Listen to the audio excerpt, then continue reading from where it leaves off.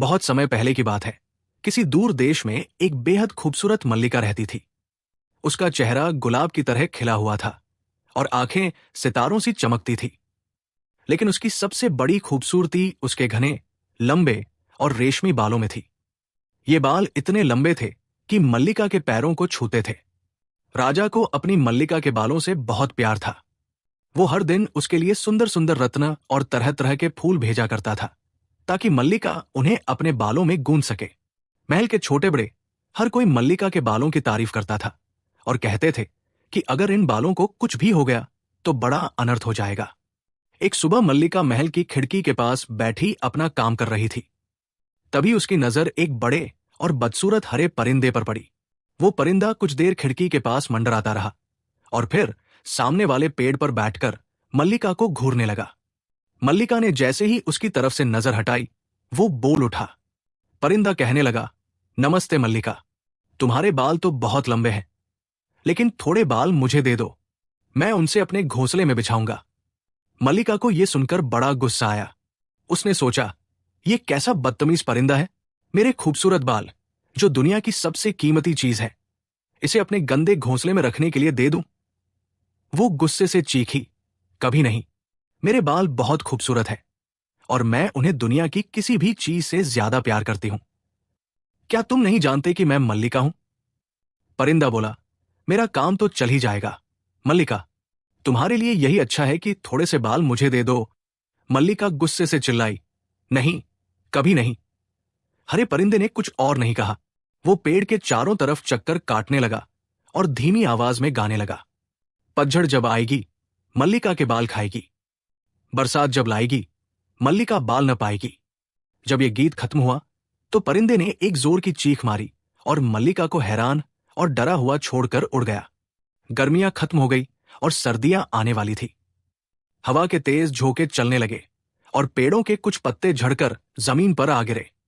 इन झड़ते पत्तों के साथ साथ मल्लिका को भी अपने कुछ बालों से हाथ धोना पड़ा। मल्लिका रोते हुए खड़ी हो गई और राजा को पूरी घटना बताई। राजा हंस पड़ा और कहने लगा, मल्लिका, तुम कैसी बातें करती हो? एक परिंदा तुम्हें कैसे नुकसान पहुंचा सकता है? थोड़े से बाल झड़ गए होंगे, कोई बात नहीं, और आ जाएंगे। लेकिन राजा के इस जवाब से मल्लिका को तसल्ली नहीं हुई। उसी रात जब मल्लिका की दासियां उसके बाल गूंथ रही थी तो और भी बहुत से बाल झड़ गए। सुबह जब उसकी आंख खुली तो बिस्तर पर बहुत से लंबे लंबे सुनहरे बाल पड़े मिले। मल्लिका ये देखकर रोने लगी। उसने तुरंत एक समझदार आदमी को बुलाया जो अपने साथ तरह तरह के रंगों की दवाएं लाया ताकि मल्लिका के बाल फिर से उग सकें। लेकिन किसी भी दवा से कोई फायदा नहीं हुआ। दुनिया की सारी दवाएं बेकार साबित हुई। यह साफ दिख रहा था कि मल्लिका के बाल बहुत तेजी से झड़ रहे थे। मल्लिका पेड़ों के पत्तों को झड़ते हुए देखना बिल्कुल पसंद नहीं करती थी, लेकिन हवा चलने के साथ साथ पत्तों के झड़ने की आवाज उसके कानों तक पहुंची जाती थी। वो रोते रोते सोचा करती, क्या मेरे बाल इतनी जल्दी गायब हो जाएंगे? एक रात बड़े जोर की हवाएं चली। अगले दिन सुबह मल्लिका खिड़की की तरफ दौड़ी और देखा कि पेड़ पर एक भी पत्ता नहीं है। फिर वो आईने की तरफ गई और अपने सिर को बिल्कुल गंजा पाया। इस नजारे को देखकर वो अपनी हालत पर रोने लगी। शहर के बड़े बड़े समझदार लोग मल्लिका के बाल फिर से उगाने के लिए जमा हुए। कोई कहता कि फला तेल इस्तेमाल किया जाए और कोई तरह तरह के पाउडर खिलाने को बेहतर समझता। हर कोई अपनी अपनी राय दे रहा था। इन सब प्रयोगों में बहुत समय लगता, इसलिए मल्लिका ने कहा कि जब तक कोई सही फैसला नहीं होता वो अपने महल में ही रहेगी। राजा ने ऐलान कर दिया कि मल्लिका बीमार है, लेकिन बीमारी की असली वजह को राज रखा। समझदार लोग किसी काम के नतीजे पर नहीं पहुंच सके। तरह तरह के तेल और पाउडर इस्तेमाल करने के बाद भी मल्लिका का सिर बालों से खाली ही रहा। बेचारी गंजी हो गई। यह राज आखिर ज्यादा देर तक नहीं छिप सका और मल्लिका की गंजी होने की बात फैल गई। मल्लिका ने अपने गंजे सिर को छुपाने के लिए एक छोटी सी काली टोपी पहन ली। हालांकि टोपी में बेशुमार कीमती हीरे जड़े हुए थे, फिर भी वो बालों जितनी खूबसूरत नहीं थी। मल्लिका इस टोपी को पहनते वक्त रो दिया करती थी। मल्लिका पर गम के मारे खाना पीना हराम हो गया। थोड़े ही समय बाद उसे बुखार भी आ गया। एक रात मल्लिका ने सपने में एक छोटे से बौने को देखा। बौने के कपड़े हरे रंग के थे। बौना मल्लिका को देखकर नाचने और गाने लगा। घास न पाओ जहां, डाल 2 बीज वहां। ये गाते हुए उसने जमीन पर थोड़े से बीज डाल दिए। बीज डालते ही पहले तो एक पौधा फूटा, फिर बढ़ते बढ़ते जमीन को छूने लगा। मल्लिका की आंख खुल गई। उसके दिल में केवल बालों वाले पेड़ का ही ख्याल था। दूसरी रात मल्लिका को वही सपना फिर दिखाई दिया। तीसरी रात भी यही सपना आया तो उसने राजा को बुलाकर अपना सपना सुनाया और कहा, अब तो बालों वाले पेड़ के बीजों के सिवाय और कोई चीज ऐसी नहीं जो मेरे बालों को फिर से उगा सके। मैं आपसे विनती करती हूं कि आप अपनी सारी कोशिश उस पेड़ को ढूंढने में लगा दें और ऐलान करवा दें कि जो शख्स उस पेड़ का पता लगा लेगा उसे मालामाल कर दिया जाएगा। यह कहकर मल्लिका अपने बिस्तर पर गिर गई और आंखें बंद कर ली। राजा ने तुरंत अपने दरबारियों को इकट्ठा किया और उन्हें मल्लिका के सपने के बारे में बताया। शहर में जगह जगह इश्तेहार लगाए गए कि जो कोई बालों वाले पेड़ से कुछ बीज लेकर आएगा या सिर्फ उस पेड़ का पता बता देगा, उसे राजा की तरफ से 1 लाख रुपए का इनाम मिलेगा। अब क्या था, हर शख्स की जुबान पर बालों वाले पेड़ का नाम था और हर कोई इतना बड़ा इनाम हासिल करने की कोशिश करने लगा। उसी शहर में एक बड़ा बहादुर और निडर नौजवान रहता था जिसका नाम हेजल था। उसके मां बाप, बहन भाई सब मर चुके थे और वो दुनिया में बिल्कुल अकेला था। उसके पास बस एक नाव बची थी। जब उसने ये घोषणा सुनी तो सोचने लगा, 1 लाख रुपए, मैं बालों वाले पेड़ को ढूंढ कर रहूंगा, चाहे कितनी भी मुश्किलों का सामना करना पड़े। हेजल ने बचपन में अपने मां बाप से सुना था कि परिंदे इंसानों की तरह बोलते हैं और फूलों के हाथ और आंखें होती है। उसने थोड़ा सा सामान अपनी नाव पर रखा और निकल पड़ा। शहर की लगभग आधी आबादी उसी पेड़ की तलाश में निकल चुकी थी। कोई उत्तर की तरफ गया, कोई दक्षिण की तरफ, कोई पूरब की तरफ चला और किसी ने पश्चिम की तरफ रास्ता लिया। संक्षेप में कहें तो लोगों ने उस पेड़ को हर तरफ तलाश करना शुरू कर दिया। कुछ आदमी जल्दी ही वापस आ गए और बहुत से आगे बढ़ते चले गए। बालों वाले पेड़ का पता किसी को भी मालूम नहीं था, लेकिन इनाम हासिल करने का लालच उनको खींचता जा रहा था। इस तरह कई महीनों तक मल्लिका का सिर गंजा ही रहा। राजा ने सभी औरतों को हुक्म दे रखा था कि वे अपने बालों को एक छोटी सी काली टोपी पहनकर छुपाने की कोशिश करें ताकि मल्लिका किसी औरत के बाल देखकर दुखी न हो। हेजल उत्तर की तरफ बढ़ता चला गया। कई दिनों तक उसको केवल पानी ही पानी नजर आया। आखिर दूर समंदर में एक वीरान द्वीप दिखाई दिया। उस द्वीप पर 3 पेड़ों के सिवाय और कुछ नहीं था। उनमें से एक में सुर्ख फलियां थी, दूसरे पेड़ में सुर्ख और सफेद हीरे लटक रहे थे, लेकिन तीसरा पेड़ बड़ा अजीबोगरीब था। यह दूर से सोने का बना हुआ लगता था और उसकी छोटी शक्ल बिल्कुल एक बड़े ढोल की तरह थी। हेजल अपनी नाव किनारे पर लाया और उन पेड़ों की तरफ चल पड़ा। वहां उसने कुछ सुर्ख फलियां और हीरे इकट्ठे किए। वो अभी भी ढोल वाले पेड़ को बड़े गौर से देख ही रहा था कि वो अचानक जलकर राख का ढेर बन गया। नौजवान हेजल डर के मारे जमीन पर औंधा हो गया। जब खामोशी हो गई तो वो उठा और डरते डरते उन 11 खूबसूरत सुनहरी फलियों को उठाकर अपनी नाव की तरफ भागा। नौजवान हेजल उस द्वीप से रवाना हुआ तो बहुत सी मछलियां उसकी नाव के करीब आ गई। उसने उन मछलियों को पकड़ना चाहा तो वे खिलखिलाकर हंस पड़ी। इस घटना से हेजल को यकीन हो गया कि वो जरूर उस जगह के करीब पहुंचने वाला है जहां जानवर इंसान की तरह बोलते हैं और फूलों पौधों के हाथ होते हैं। अचानक उसने एक आवाज सुनी। सिर उठाया तो एक बड़े हरे परिंदे को नाव के इर्द गिर्द मंडराते देखा। थोड़ी देर के बाद वो हरा परिंदा फलियों की थैली की तरफ देखकर बोला, क्या इसमें फलियां हैं? हेजल ने कुछ सुर्ख फलियां बाहर निकालकर कहा, जी हाँ। हरा परिंदा बोला, थैला खोलकर फलियां मेरे सामने रख दो। उसी वक्त हेजल को मल्लिका का किस्सा याद आया कि वो एक परिंदे का कहना न मानी और कैसी पछताई। इसलिए उसने जल्दी जल्दी हरे परिंदे की बात मानी। हरे परिंदे ने फलियां खाते हुए कहा, तुम्हारा कहाँ जाने का इरादा है? इसके जवाब में हेजल ने उसको मल्लिका का पूरा किस्सा शुरू से आखिर तक सुनाया। हरा परिंदा हंसते हुए बोला, मैं समझ गया, वो मैं ही था।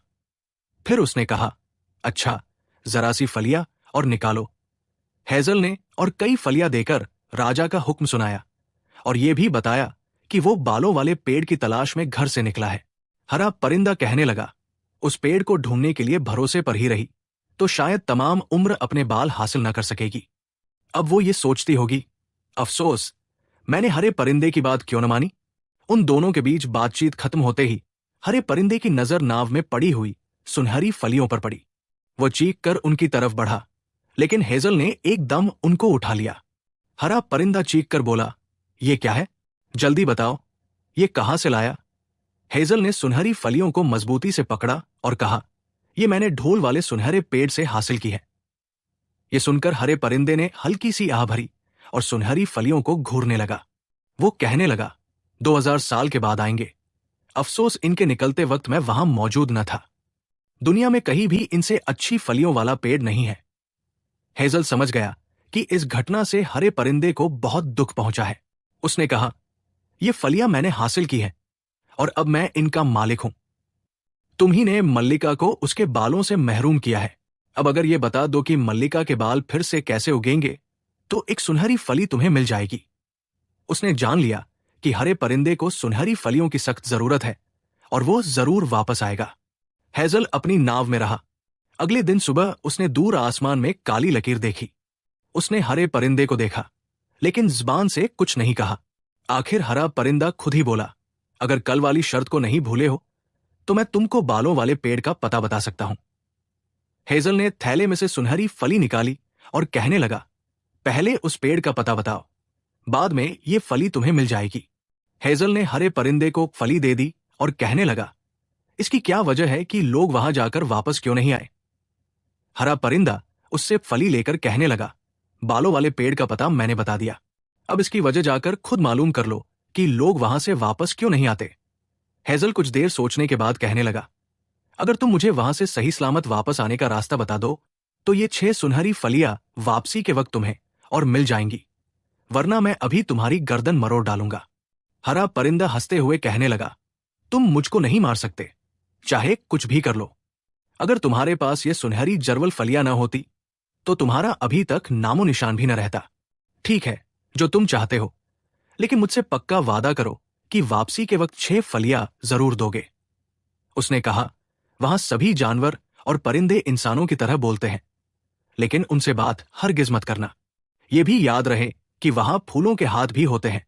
वो हाथ तुमको अगर पकड़ना चाहें और अगर उनमें से किसी ने तुमको पकड़ लिया तो ये सुनहरी फलियां भी तुम्हारे कुछ काम ना आ सकेंगी और तुम मर जाओगे। काफी फासला तय करने के बाद तुमको एक दीवार नजर आएगी, जिसके एक बड़े लकड़ी के दरवाजे पर यह लिखा होगा, एक भेद है, एक राज है, जानने का किसे मिजाज है, जाएगा वही की जाने, अगर जाएगा वही की होगा निडर। तुम उसी वक्त ये कह देना, जानता हूं क्या राज है, जाने का। वृक्ष है यूं ही बढ़ता रहता, ये कहते ही तुम्हारे दाखिल होने के लिए दरवाजा खुल जाएगा।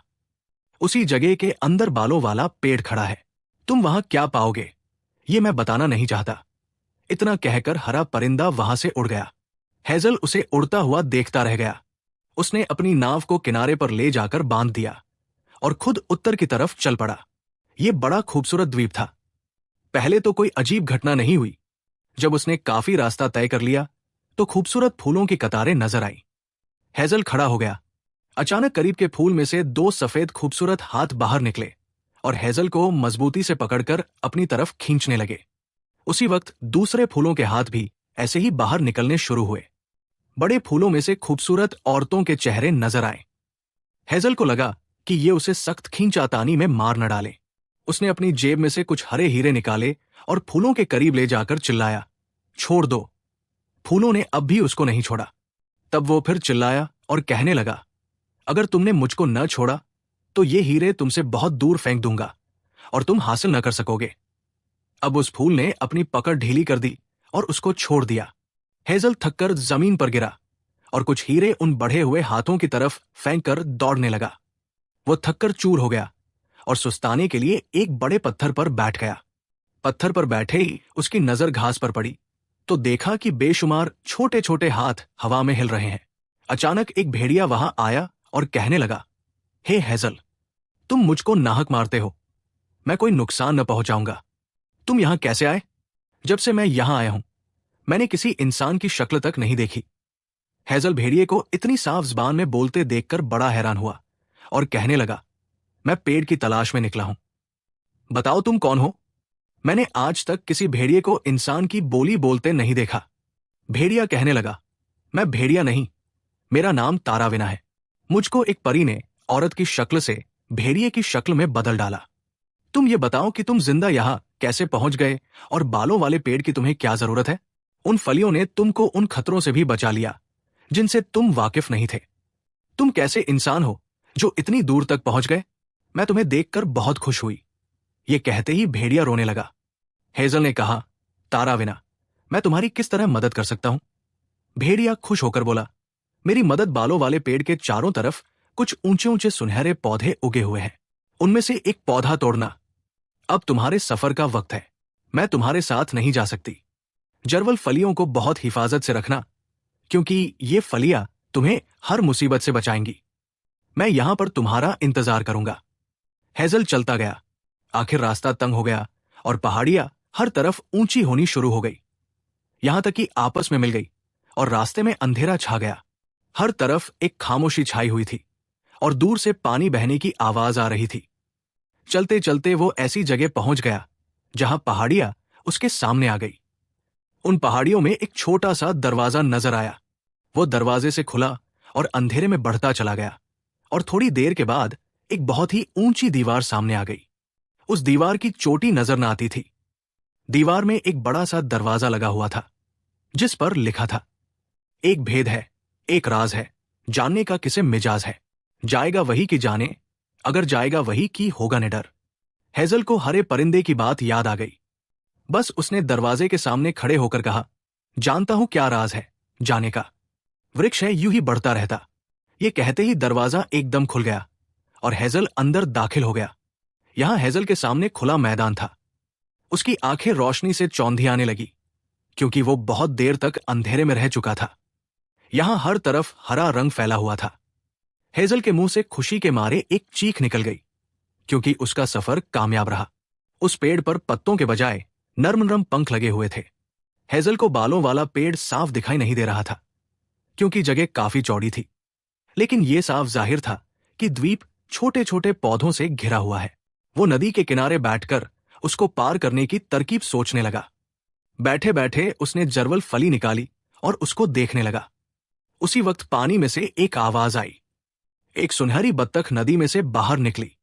उसका रंग सुनहरा था और आंखें गुलाब के मानिंद सुर्ख थी। हेजल एकदम खड़ा हो गया, क्योंकि ये बत्तख बहुत ज्यादा नाराज मालूम होती थी। वो कहने लगी, तुम कौन हो और यहां बालों वाले पेड़ के इतने करीब क्या कर रहे हो? हेजल बोला, अगर तुम इस नदी को पार करने का कोई रास्ता बता दो तो बड़ी मेहरबानी होगी। सुनहरी बत्तख कुछ न बोली। उसकी आंखें जरवल फली पर जमी हुई थी। सुनहरी बत्तख धीमी आवाज में बोली, ये तुम्हारे हाथ में क्या चीज है? ओह, ये तो जरवल फली है। 2000 साल गुजरे मैंने ऐसी फली खाई थी। इसका जरा सा टुकड़ा मुझको भी दो। हेजल कहने लगा, आपकी बड़ी मेहरबानी होगी अगर आप। लेकिन एकदम रुक गया और बात पलटकर कहने लगा, अगर तुम मुझको अपनी पीठ पर लादकर इस नदी के पार पहुंचा दो और जब मैं बीज ले आऊं तब वापस ले आओ तो ये फली तुमको मिल जाएगी। सुनहरी बत्तख थोड़ी देर सोचने के बाद बोली, अच्छा, मंजूर है। इतना सुनते ही हेजल उसकी पीठ पर सवार हो गया। बत्तख ने थोड़ी सी देर में नदी को पार कर लिया और मुंह मोड़कर कहने लगी, खबरदार, कहीं इस द्वीप के फूल तुम्हें चूम न ले। वो तुम्हारा मुंह चूमना चाहेंगे, लेकिन उनका इरादा काटने का होगा। हेजल ने सुनहरी बत्तख का शुक्रिया अदा किया और जमीन पर कूद पड़ा। ये द्वीप ऐसे फूलों वाले पौधों से भरा पड़ा था जिनको आज तक किसी ने न देखा होगा। उनमें से कई फूलों के मुंह भी थे। जब हेजल ने एक फूल के मुंह पर तमाचा लगाया तो उस फूल ने हल्की सी चीख मारी। बाकी फूल हंसने लगे। उन्हीं फूलों में से एक फूल ने अपना मुंह बनाया और हेजल से कहा, जरा अपना मुंह करीब ले आइए, मैं आपका मुंह चूमना चाहता हूं, और वहां से चल पड़ा। उसने जब दूसरे पौधों पर नजर डाली तो उनके फूलों को कान की शक्ल का पाया। उनमें से सबसे ज्यादा खूबसूरत फूल वो थे जिनकी शक्ल आंख जैसी थी। आंखें भी तरह तरह की, कोई बड़ी, कोई छोटी, कोई नीली और कोई काली। ये आंखें घूर रही थी। उसको ये आंखें भली मालूम हुई कि उसने अपने साथ ले जाने के लिए एक आंख तोड़ने का इरादा किया, लेकिन अभी हाथ बढ़ाया ही था कि वो आंख फूट फूट कर रोने लगी। हेजल को रहम आ गया और उसने नहीं तोड़ा। मुंह वाले तमाम फूल पेड़ के करीब आ गए। हेजल ने उन सुनहरी पौधों में से एक पौधा तोड़ा जैसा ताराविना ने मांगा था। जैसे ही हेजल ने ऐसा किया, मुंह वाले फूल ने हेजल के मुंह पर एक जोर का तमाचा रसीद किया। वो बदहवास होकर पीछे गिरा और मुंह वाले फूल हंसने लगे। हेजल ने कहा, तुमने पहले भी मेरी बहुत मदद की है, अब फिर तेरी बारी है। इतना सुनते ही तमाम फूल चिल्ला उठे। सभी फूल कहने लगे, जरवल फली का एक टुकड़ा हमको भी दे दो। इतने में एक फूल बड़ा ऊंचा हुआ और फूलों से कहने लगा, खामोश, फिर हमको दे दो, हम तुम्हारे लिए सुनहरी पौधों को तोड़ डालेंगे। इस तरह सुनहरी पौधों ने फूलों के तमाचे लगाने शुरू किए, लेकिन कोई नुकसान नहीं पहुंचा सके। इस तरह 6 सुनहरी पौधे टूटकर जमीन पर गिर गए और रास्ता साफ हो गया। हेजल ने उस फली के टुकड़े फूलों के मुंह में डाल दिए और बालों वाले पेड़ के नीचे जा खड़ा हुआ। यह बड़ा ही खूबसूरत था। तरह तरह के रंगों के बालों ने उसको घेरा था। पेड़ की जड़ के करीब सुनहरे बाल थे। हेजल ने कुछ बालों को हाथ से छुआ। उनसे ज्यादा नरम बाल उसने कहीं न पाए थे। अब वो बीज तलाश करने लगा। उस पेड़ के बीज बहुत मजबूती से बालों से जुड़े हुए थे और जड़ के करीब ही लगे थे। बड़ी मेहनत के बाद उसने अपने खंजर की नोक से वे बीज निकाले और एहतियात से थैले में डालकर वापस चला। हेजल जब जाने लगा तो आंखों वाले फूलों ने अपनी आंखें बंद कर ली और सो गए। मुंह वाले फूल भी खामोश हो गए। उसने एक सुनहरी पौधा उठाया और बत्तख की तरफ चल पड़ा।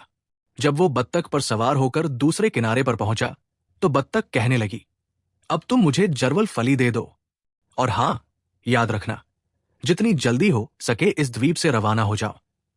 दीवार का दरवाजा अभी तक खुला था, लेकिन हेजल के निकलते ही एक खौफनाक आवाज के साथ बंद हो गया। वो अंधेरे में भागता रहा, आखिर रोशनी में आया। थोड़ी देर के बाद उसने भेड़िए को अपनी तरफ आते देखा। भेड़िया खुशी से चीख कर बोला, सुनहरी पौधा ले आए, अब जल्दी से इससे मुझको मारना शुरू करो। हेजल बोला, क्या तुम्हें मारूं? ये नहीं हो सकता। भेड़िए ने हेजल को सुनहरी पौधे से आहिस्ता से मारा।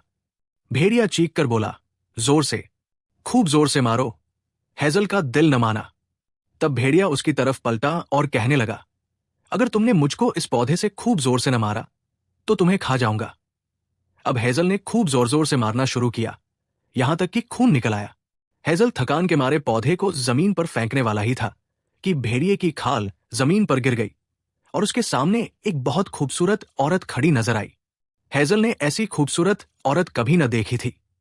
ताराविना बोली, मैं किस मुंह से आपका शुक्रिया अदा करूं? हेजल और ताराविना नाव पर सवार होकर वहां से रवाना हुए। ताराविना कहने लगी, तुमको विश्वास है, लेकिन उस परिंदे को अपनी फली हरगिज न देना। अगर तुम्हारे पास कोई न रही तो वो तुमको मार डालेगा। थोड़ी देर के बाद उनको हरा परिंदा उड़ता हुआ नजर आया। आखिर वो उड़ता हुआ नाव पर आकर बैठ गया। हरा परिंदा बेहद गुस्से से नौजवान हेजल को देखते हुए बोला, खूब, तो तुमने बालों वाले पेड़ के बीज हासिल कर लिए। लाओ, मेरी जरवल फलियां मुझे दो। हेजल ने थैले में से 6 फलियां निकालकर उसे दी और कहने लगा, लीजिए, ये रही। हरे परिंदे ने 6 फलियां अपने पैरों में छुपा ली, लेकिन वो अभी तक नहीं उड़ा। हरा परिंदा और जरवल फली है। हेजल ने कहा, मैंने ये लोगों को दिखाने के लिए रख छोड़ी है। हरा परिंदा बोला, लेकिन इससे क्या फायदा होगा? ये भी मुझे ही दे दो। हेजल बोला, नहीं जनाब, ये तो नहीं हो सकता।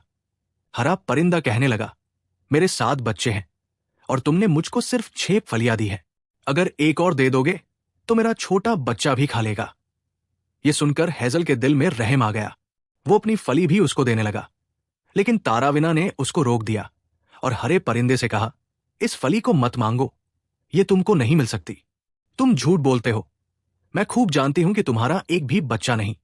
तुम सिर्फ इस फली को छीन लेने की कोशिश कर रहे हो। अब हरे परिंदे की पोल खुल गई और वो कभी नहीं दिखा। पूरा 1 साल गुजर चुका था, लेकिन मल्लिका के सिर पर अभी तक कोई बाल नहीं उगा था।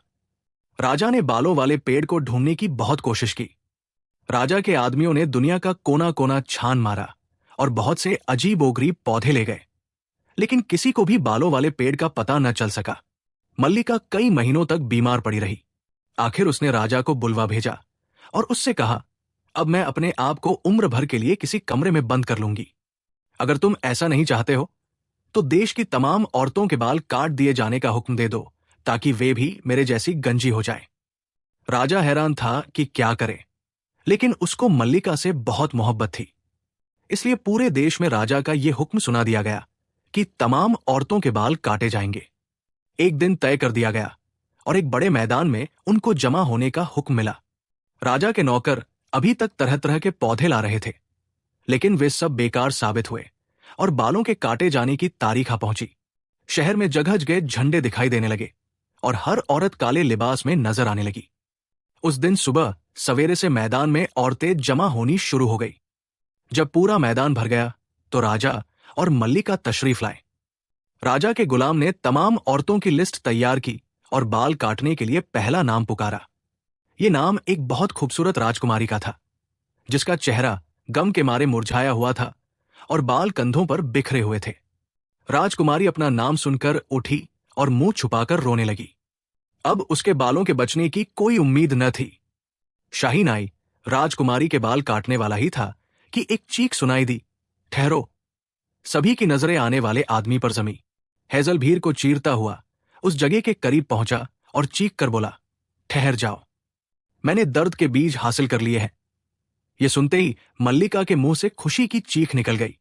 राजा खुशी के मारे नाचने लगा और राजकुमारी, जिसके बाल काटे जाने वाले थे, भागकर हेजल के कदमों को चूम लिया। हेजल चलकर बोला, इन औरतों के बाल काटने से पहले सिर्फ आजमाइश कर लो। मैंने ये बीज बालों वाले पेड़ से तोड़े हैं। मल्लिका ज्यादा देर सब्र न कर सकी, तुरंत उठ खड़ी हुई और राजकुमारी को हटाकर कुर्सी पर बैठ गई। मल्लिका ने अपनी काली टोपी उतारकर जमीन पर फेंकते हुए कहा, इस मौके को हाथ से न जाने दो। थोड़े से बीज जल्दी मेरे सिर पर डाल दो। हर तरफ खामोशी छा गई। हेजल ने उसी वक्त अपने थैले में से बीज निकालकर मल्लिका के गंजे सिर पर डाल दिए। बीज डालते ही पहले तो छोटे छोटे बाल निकले, फिर ये बढ़ने लगे। मल्लिका अभी कुछ पूछ भी न पाई थी कि बाल लंबे होकर उसके कंधों तक आ गए और बढ़ते बढ़ते पैरों को छूने लगे। जब मल्लिका ने यह देखा तो खुशी के आंसू रोने लगी। राजा और सभी लोगों ने खुशी के मारे चीखकर आसमान सिर पर उठा लिया। उस रात पूरे शहर में रोशनी की गई और राजा के महल में खूब नाच और खाना हुआ। अगले दिन राजा हेजल और ताराविना की शादी में शरीक हुए। उनकी शादी के मौके पर राजा ने अपने वादे के मुताबिक हेजल को 1,00,000 रुपए की थैली इनाम में दी। हेजल ने एक जरवल फली राजा को दी कि वो मुसीबत से बचने के लिए उसको अपने पास रखें, और दूसरी फली को अपने पास हिफाजत से रख लिया। शायद यही वजह थी कि उनकी बाकी जिंदगी हंसी खुशी गुजरी।